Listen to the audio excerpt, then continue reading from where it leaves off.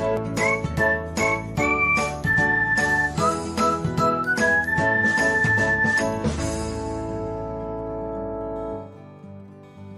everyone, welcome back to another episode of Technologyglance.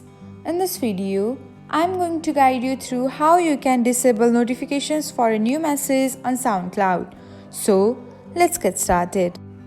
Watch till the end and don't forget to subscribe to Technologyglance by hitting the subscribe button and press the bell icon so that you'll never miss another update. Without further ado, let's get started. First of all, open the SoundCloud app on your device. Now, tap on the library icon.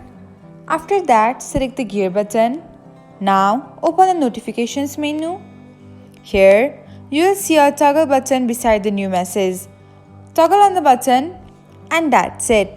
Now, you'll receive no longer notification for a new message on SoundCloud app. Thanks for watching. If you found this guide helpful, we'll love it if you hit the thumbs up button below. We upload great new tech tutorials like this one every day. So, don't forget to subscribe to our channel and hit the bell icon to get an update as soon as we post a video.